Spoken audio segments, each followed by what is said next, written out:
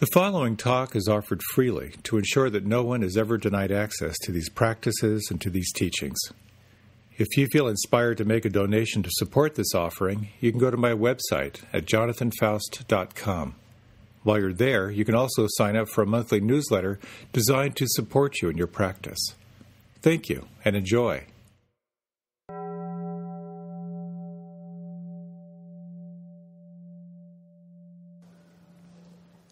So I'm really hoping that there was a ringtone with the sound of a duck quacking. Because if there wasn't, I'm having some bad hallucinations. That was a great ringtone. It's amazing. I all the different thoughts connected with that. Like, oh, ducks. You know, that reminds me of the ducks I saw yesterday. I was off on a duck train there. So it's the beginning of the year. It's a natural time to think of intentions and resolutions and so forth. And I ran across this great line that said, January 1, resolution for this year, watch the entire 50-hour Battlestar Galactica series. January 3, completed Battlestar Galactica.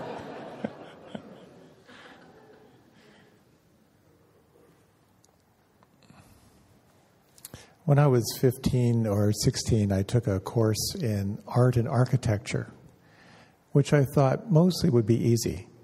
And I discovered to my chagrin that a requirement for that course was to build a scale model of a building, which I was not suited well for my temperament or my mind. But I chose my aunt and uncle's fishing cottage in Maine and went through this tortuous process of having to get it to scale and all the details and the math and doubling my frustration was how many people were really enjoying their projects. But at Christmas, I presented her with this really lousy model of her house, and I said, "I know you're going to throw this out tomorrow, which is totally fine, but I just want you to know I hated doing this." And her response was priceless. She got this big smile on her face, and she said, "Now you know you don't want to be an architect." And it completely shifted my sense of that. I was like, yeah, I don't want to be an architect. And I imagine that you've tried lots of things in your life and found that some really resonated for you and some didn't. I'd like to talk a little bit tonight about intention and action. How do you move from having an idea of what you want or what calls you and actually putting into action? So I'll talk a little bit about kind of that call to do something when you have a sense that there's something that you just kind of have to do. And the path, stepping on that path of action, and how to stay on the path and how to course correct when you're on that path. I think there comes a time in everyone's life when you ask yourself, whose life am I living here? Am I just living out the life that my primary caretakers planned out for me? Or am I really living from a place of authenticity? Am I living from a place of deep calling and deep motivation? And that's a very powerful time to really pause and ask yourself, is what I'm doing now aligned with where I want to be in my life? Oftentimes that sets up kind of a 40 days and nights thing where you really have to ask yourself what's most important. And hopefully on the other side of those 40 days and nights is the possibility of doing more of what you love and contributing at a really high level. But that takes real courage to even ask that question. And just as in meditation is a practice of remembering. You're lost in fantasy and planning, and you remember, that's right, there's a present moment here. And you come back and you re-arrive. And suddenly there's a sense of being home again, maybe just for a few moments, but There's something about that re-arriving in the raw moment of here and now that it's so profound. It's life transforming. And in that same way, it's about remembering what's most important in your life. So how do we remember becomes part of the challenge. And some very, very clever person has created an app for that. There is an app that you can purchase, and the title of it is called We Croak. It'll remind you at random times during the day that you're going to die. Isn't that brilliant? Oh, man. What a great idea. And whether you remember that internally or externally, it's a very, very helpful thing to remember. Because quite often we forget. We assume that this life is permanent, when in truth it's not. In the past, whenever we would do any long voyages, we would use the stars as our guide. And in that same way, the question is, what stars are you aligning yourself to in your life? One of my favorite readings of Martha Postlewaite. It's entitled Clearing. And she writes, "Do not try to save the whole world or do anything grandiose. Instead, create a clearing in the dense forest of your life and wait there patiently until the song that is your life falls into your own cupped hands and you recognize and greet it. Only then will you know how to give yourself to this world so worthy of rescue."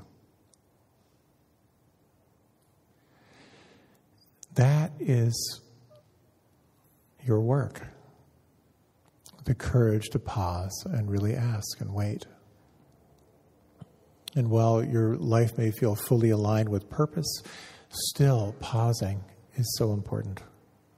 When you pause, there is a natural gathering of attention and a natural sort of refreshing of intention. You begin to see more intimately how you're reacting to all the forces in your life, and you may see the possibility of how you can respond, how you can intentionally move forward in your commitments and relationships and contracts in your life. Someone wrote me an email a while back and said, "Well, what if I don't know my life purpose yet, but I still have to make money?" And that's a really great question.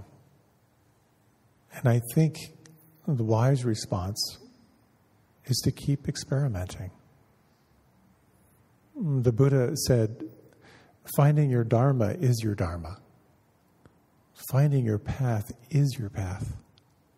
So it's incumbent upon each of us to experiment. He said, find your path and then give yourself to it fully.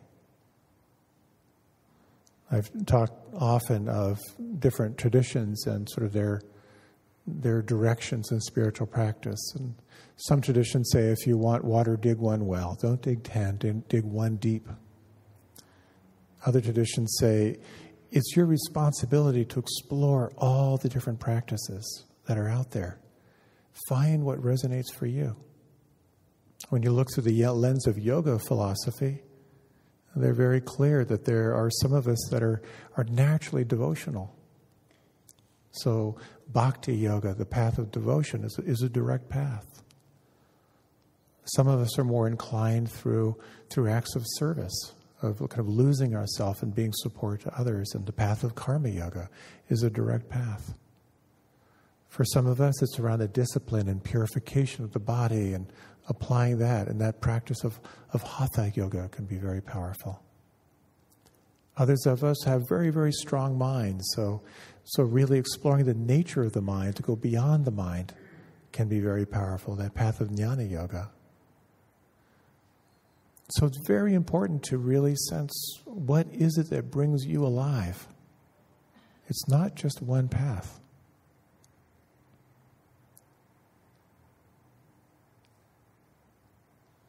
So when it comes to reflecting on what's most important in your life, there are lots of strategies out there. You may be familiar with Stephen Covey's approach of identifying your roles in life and then determining what your goals are for each of those roles, whether it be son or daughter or mother or father, friend, provider, spiritual practitioner, artist, athlete, to really reflect on the different roles that you play in your life, and then to ask yourself, what is the fullest, highest expression of this particular role?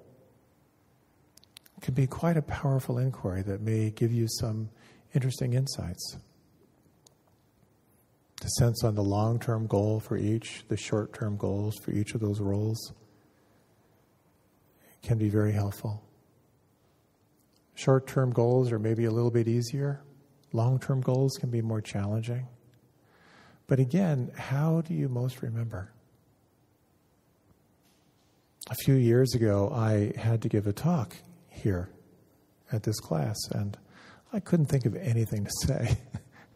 And I was talking with my wife, and I said, I got nothing for this class. And Tara said, well, if this was your last talk ever, what would you want to say? And that was a powerful question. And I try to remember that every time I give a talk. So if this was my last talk, what I would like to say is that this life is so precious. This life is a lightning flash. And knowing that, the question is, how do you want to live this life? So a little reflection, if you don't mind.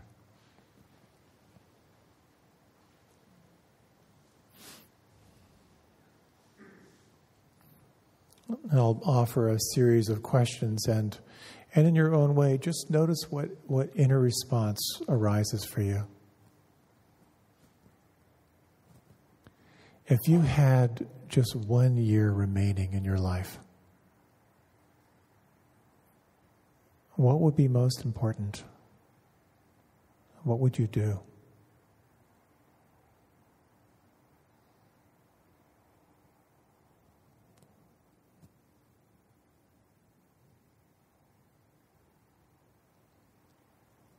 If you knew you had 1 month remaining in your life, how would you want to live that month?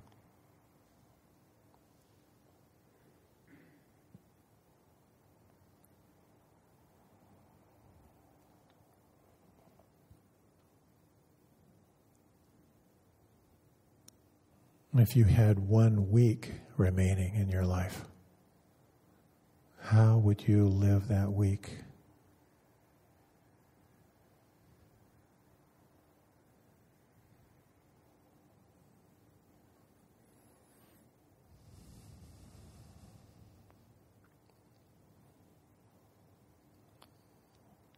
If you had 1 day, how would you want to live that day?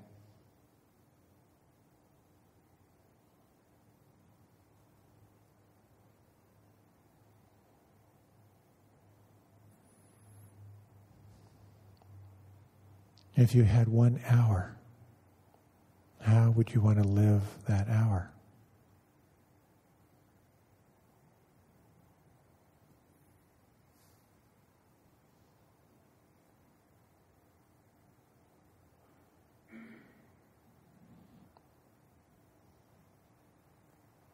If you had 1 minute,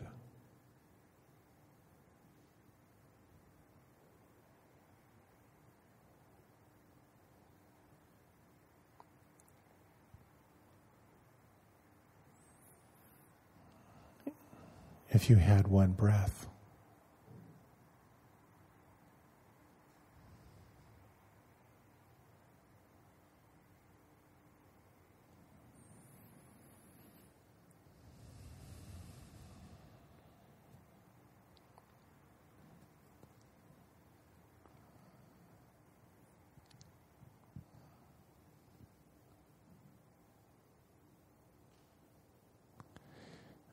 What most enlivens you in this life?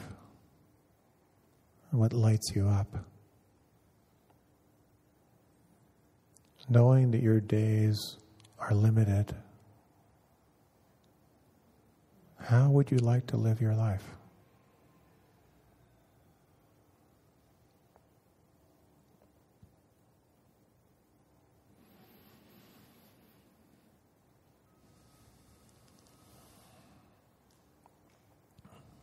When you're ready, you can deepen the breath.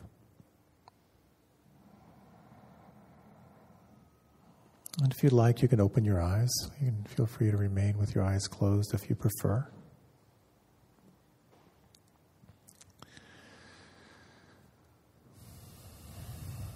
So not to get too morose on you, but you are going to die. And it's quite a values clarifier. And when you have a sense of what's most important, it can be helpful to look at the how. How do you cultivate that? There's a very interesting process that I've found helpful in my life. And when you have a clear sense of intention of what you want to cultivate in your life, how can you most effectively move toward that? And there's a very interesting process you may be familiar with called modeling in neuro-linguistic programming. And the whole idea here is you reflect on what you most want to cultivate in your life. And then you look around at someone who is living that, someone who has that. And you explore them as a possible model. Kind of the essence of modeling through neuro-linguistic programming is find out someone who has what you want, do exactly what they do, and you'll have what they have. And actually, I got very excited about this as sort of like a super learning technique for myself. And many, many years ago, back when I was living in an ashram, I was studying a lot of different healing modalities. I was fascinated with hands-on healing. And there was one master healer, and his Sanskrit name was Balbhadra, or Kim Brady, a really wonderful, wonderful healer. And he was magical. Everyone who would have a session with him came away really, really changed. And I had the opportunity to do a training with him. And so I tried this technique. And the whole idea is you find someone who's really modeling the very best. And then you really try to become that person. And it really gets quite technical. You know, you walk like they walk, you breathe like they breathe, you really try to actually become that person. And so I explored this in this training where he had a certain way, he turned his head to the side and breathed when he was doing his technique, and I would do exactly that, and he would do something on me, then I would do it right back on him and ask if I got that exactly. And this is a man who'd been doing this practice for a long, long time. And I remember later, as we were doing our practice sessions, sort of at the end of the training, there was another senior body worker. And I started, as soon as I started working on him, he said, "My God, you feel exactly like Balbhadra." I thought, wow, isn't that amazing how that works? So it becomes a very interesting inquiry when you reflect on the qualities that you might want to cultivate in yourself, to look around at those who are already practicing it at a very high level and to look very, very closely. What are their attitudes? How do they hold themselves? How could that inform you in some way as you cultivate those qualities? So when you reflect on the roles that you play in your life, who are the people who inspire you? Who are the people who might inform you in some way that lights you up? Who's practicing in a way that you might emulate? So perhaps just another short reflection. Again, you might feel the breath. Notice where you feel the breath.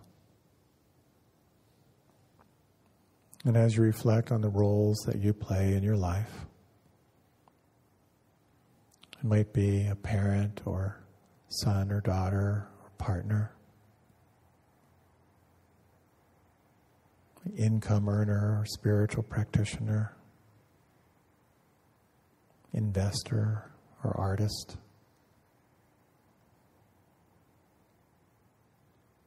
Who are those people who inspire you in some way?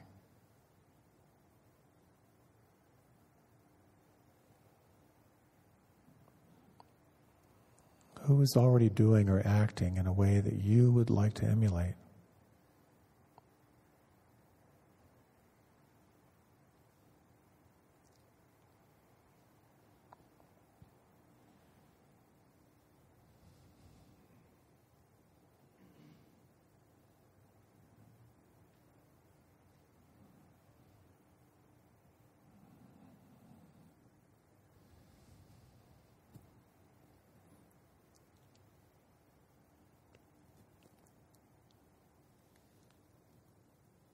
And when you're ready, you might again deepen your breath.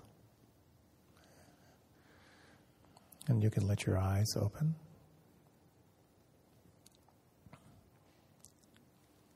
What I have found is that as we practice or as we aspire to be more awake in our lives, there's often some quality that we're wanting to polish or develop.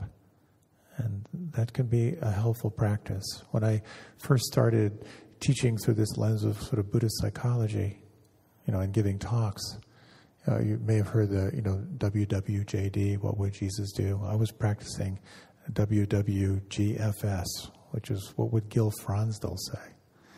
And Gil is one of the senior teachers at Spirit Rock and just a wonderfully clear teacher. And for the first couple of years, when I had a topic, I would listen to his talk to make sure I really had the theme correct, and then sort of flesh it out with my own stories.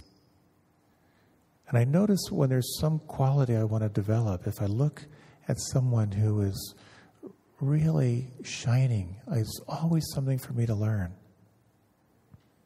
When I was studying French in the Peace Corps, there was someone in my class who was learning so quickly. And so I stopped and I really looked, what is she doing that I might emulate? And I saw, number one, she's willing to look really stupid. She asked questions. And even though I knew she had a terrible accent, she kept going. And she kept studying. Just seeing those qualities completely changed my attitude in terms of how I could develop that quality.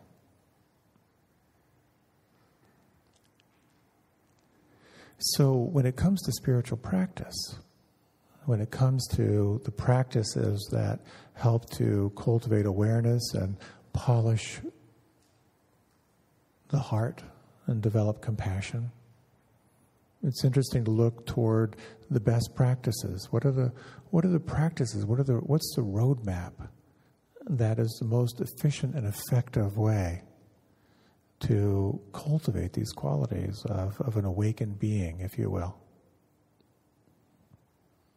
And there's a very interesting set of teachings. I gave 10 talks on this last year on what are called the 10 perfections, which are qualities that you can consciously cultivate that could really change your energy and change your perspective in life. And sometimes they're described as like a string of pearls. You just pick up one of these, pick up one pearl and a string of pearls, and they all come along. And they're in a couple of categories. One is developing discernment, like clear seeing. So it's training yourself to see, what are you doing in your life that's cultivating a more wholesome state or a less wholesome state? So it's that very clear inquiry. What are you doing that's giving you energy? And what are you doing that's draining your energy? It's a very helpful inventory. The second is developing a quality of goodwill toward yourself. Actually practicing well-wishing toward yourself and toward others. Taking on generosity as a spiritual practice. Transforming. The next set of practices have to do with cultivating a perception of truth. And that is doing an inventory to ask yourself, am I living a true life? Is what I'm doing, does it feel like it has integrity? There's a reflection on virtue. Is what I'm doing a contribution to others in my life? Am I giving or am I taking? Another quality is to explore, are you being persistent in your life? Are you cultivating a quality of internal grit in your life? And just focusing on developing grit and determination, that one quality can change your life. So developing this capacity to be giving, a well-wisher of others, also requires to really ask yourself, is what you're doing necessary? And this inventory is what you own and what you do, is it necessary and critical in your life? And this is the whole teaching of renunciation. That is to really cultivate only that which is most important and to let go what is not important. Sometimes translated as, if it isn't heck yes, it's heck no. And substitute whatever word you want in there. The next category has to do with cultivating calm in your life. So that has to do with really doing an inventory of developing your capacity for patience. And again, there's a balance here. You're developing grit and determination, but also developing patience toward yourself, patience towards those around you as well. And the final is developing a sense of steadiness or equanimity. Because the fruit of the practice is really about sustaining a sense of happiness and goodwill no matter what the externals. So in this particular lens of practice, there really is a roadmap. There really are best practices that could be very, very helpful. So exploring these 10 perfections of the paramitas can make for really wonderful study. Either to read up on it or if you'd like to listen to those talks, they're in my podcast as well, and certainly other places as well. So when it comes to spiritual practice, all traditions sort of have a map. Through this lens of Buddhist practice, again, the map is pretty clear. It's really based on 4 principles. The first is that stress and suffering happens in life. That's the first principle. No one escapes stress and suffering. The second principle is the recognition that there is a cause. Anywhere you feel stress or suffering or dissatisfaction, there is a cause. And that cause has to do with clinging, with identification. That leads to the third principle, is that it's possible to let go. It's possible to cultivate a greater sense of freedom and happiness in direct relationship to your capacity to see where you're holding on or where you're falsely identified and soften. And as the saying goes, if you let go a little bit, you'll experience a little bit of space and freedom. If you let go a lot, you'll experience a lot of space and freedom. The fourth principle speaks to this roadmap, that there is a path, there are practices, there are disciplines that will increase your capacity for happiness and for joy, for steadiness, for kindness and compassion. But on any journey, you'll have to make adjustments. And more, I'm seeing this practice of meditation as a practice of self-diagnosis. There's a beautiful principle of what's called the middle way. One of the main realizations in the Buddhist practice was that it's not all about austerity and denial, nor is it all about indulgence.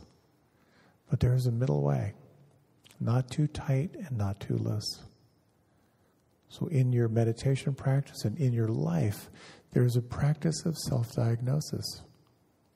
When you're too tight and wound up, the skillful thing is to learn how to relax and how to let go. If you're too relaxed and unfocused and your life is like a sailboat without a rudder, some discipline and focus might help to bring you right back to center again. So learning that practice of really asking yourself, what will bring me into balance right now? Am I too tight? Am I too loose? Am I pushing away? Am I grasping? It's not only a subtle practice, but a very profound part of meditation and self-diagnosis in life. And so we have to diagnose our life and how we're doing. So one of the ways I do that for myself on a broader scale is I do my annual review, which I've done for the last couple of years, where I try to ruthlessly assess 3 questions as I look back, and then we'll end with a little reflection. What worked, what didn't work, and what's calling me now. So very briefly, I'll tell you about what worked in my life. I have a happy home and a happy relationship. So grateful for that. I paid a lot of attention to my health and my vitality this year.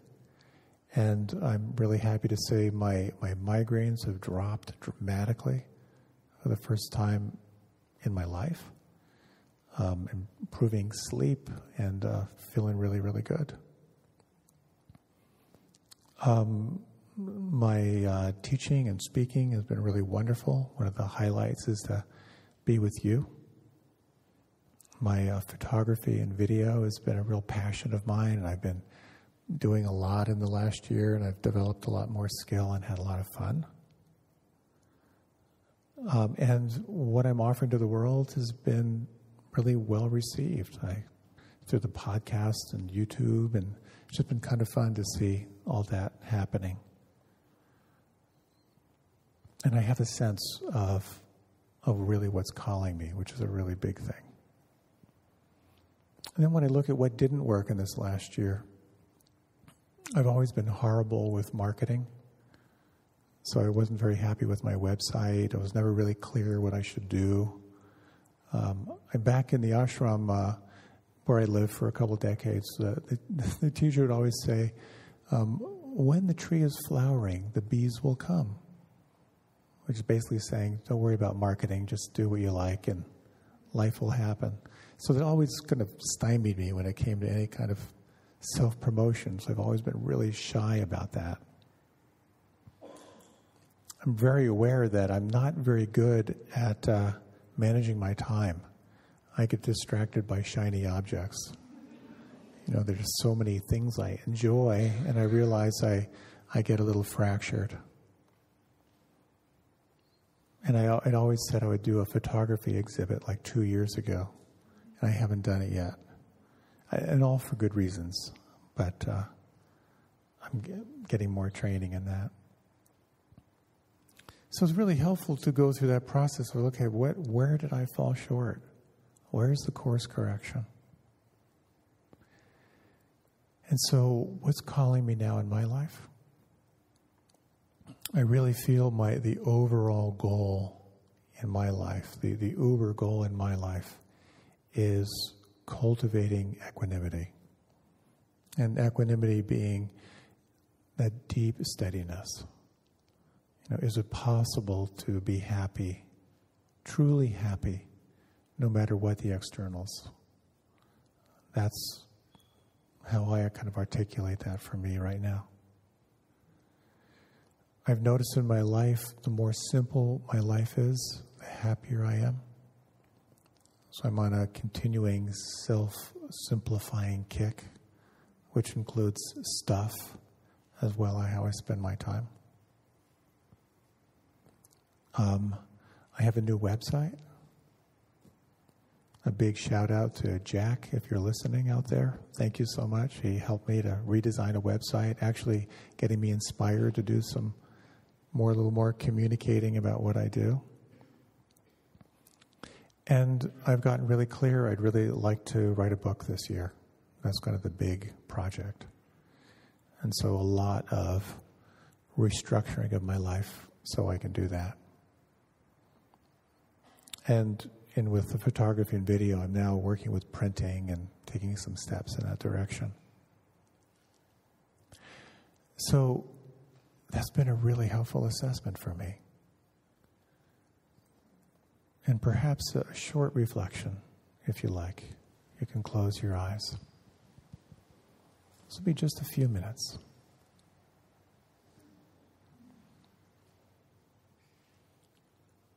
When you reflect on this last year,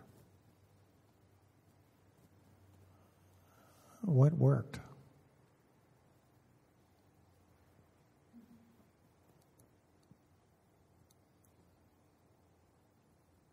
What do you feel good about? What do you feel proud of in your life? What has given you energy?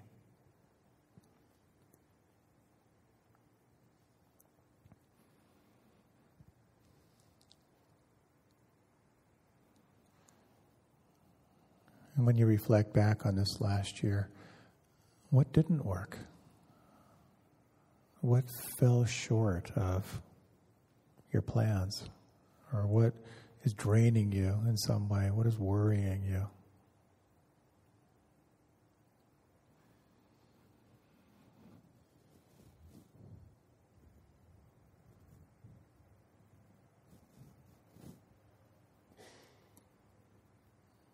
And the third question, in this year ahead, what is calling you? What would enliven you? What would light you up? How might you course correct in a way that you would feel more alive and inspired and excited?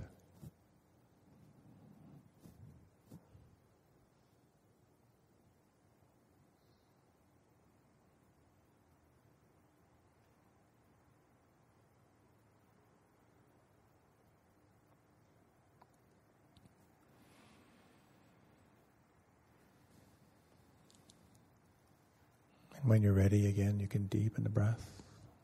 And if you like, you can let the eyes open.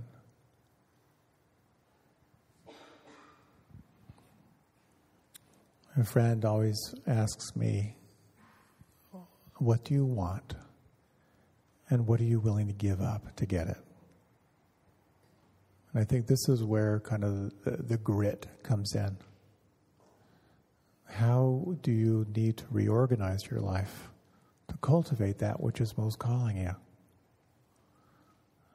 So for me, if I really want to cultivate this sense of steadiness, of happiness in the midst of no matter what happens, well, I need to keep my practice alive and inspired and vibrant. I want to increase my self-awareness so that I can course correct. Notice when I go into reactivity. Cultivating service keeps my heart open and cultivates that sense of steadiness. If I want to simplify my life, then I got to be ruthless about the stuff I have and what I can let go of, and put in the time to really clarify that.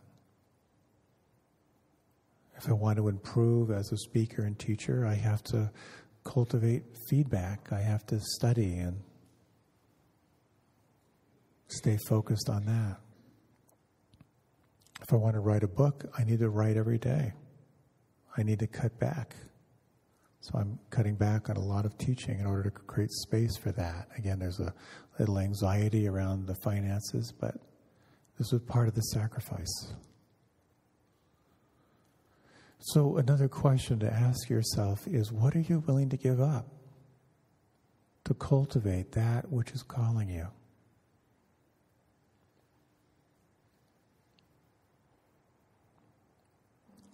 When you know what you want, when you have a sense of the path that's calling you, when you have a sense of the practices of what's going to help you get there, it really comes down then to what I think is one of the best mantras in spiritual practice and in affecting change in your life. It's 2 words. Keep going. Whatever it takes to keep going. How do you keep going?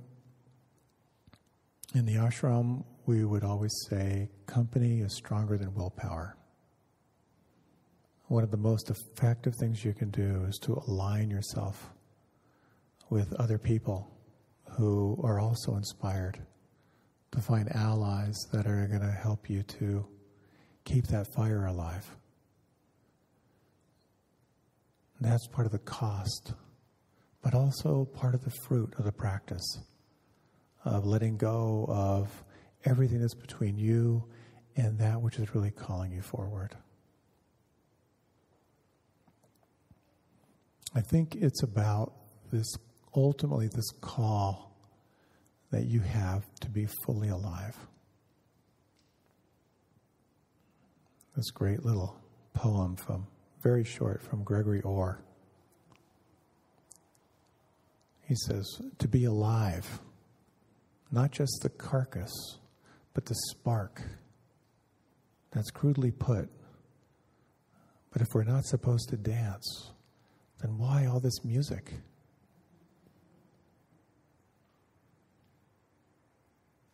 So I celebrate that which is calling you to practice and to greater aliveness. And for me, there's nothing more powerful and alive than sharing this calling with others. So I'm deeply, deeply grateful to be sharing this time and these practices with you. So thank you so much for your time and your attention. We have a few quick announcements before we go. There's an evening event tomorrow, Tuesday here. It's called Transmissions, the Transmission Ceremony. Feel free to check that out, I think, on the table.